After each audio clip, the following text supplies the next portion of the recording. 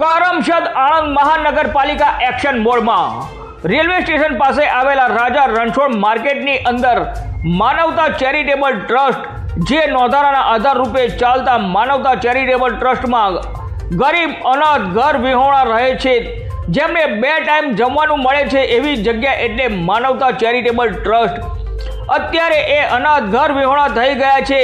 હવે જાય તો કહા જાય એ પણ એક સવાલ ઊભો થયો છે। મહાનગરપાલિકાના કમિશનર શ્રીના માર્ગદર્શન હેઠળ મનપાની જગ્યા ઉપર ગેરકાયદેસર રીતે કરવામાં આવેલ કાચા પાકા દબાણો દૂર કરવાની ઝુંબેશ હાલ ચાલી રહી છે। રિપોર્ટર ભગવત ભટ્ટ, આણંદ।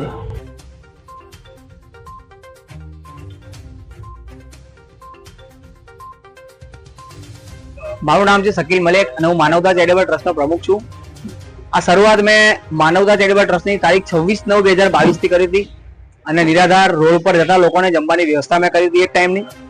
કે પછી લોકોને સાથે સાથે રાખવાની વ્યવસ્થા કરી અને રાજા રણછોડ માર્કેટની અંદર મેં નગરપાલિકાની એક જગ્યા તંબુ બાંધીને સેવા કરી રહ્યો છું અને નગરપાલિકા દ્વારા મને કહેવામાં આવ્યું છે કે શકીલભાઈ તમે ખાલી કરી દેજો 2 દિવસમાં।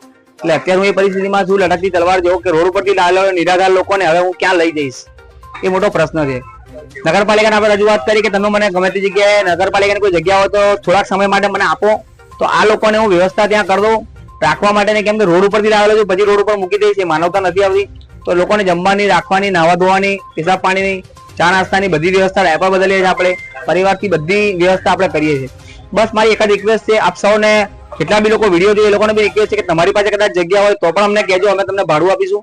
કેમ કે અત્યારે રોડ ઉપર આવી ગયા છે, રોડ ઉપરથી ફરી રોડ ઉપર આપણે જવું નહીં, તેવી કોઈ જગ્યા હોય નગરપાલિકાના તો આપણે કીધું, પણ તમે કદાચ વિડીયો અને જેટલા માધ્યમથી જોવો છો એમને બી પણ અમે રિક્વેસ્ટ કરું છું કે મને આ જગ્યા ખાલી કરવાની કીધી છે, તમે મને જગ્યાની વ્યવસ્થા કરી આપો। જે બી થશે આપણાથી ભાડા, એ ભાડું બેઠું અમે 400 મહિના વર્ષ માટે અમે લેવા તૈયાર છે। ભાડાની જગ્યા પાસે સેવા કરી રહ્યા છે, ટૂંક જ સમયમાં લેવાની આપણે ગણતરી છે, દાતાઓ સી પણ આપણી પાસે છે, એટલે કોઈ જગ્યા મળશે તો આપણે લઈ લઈશું।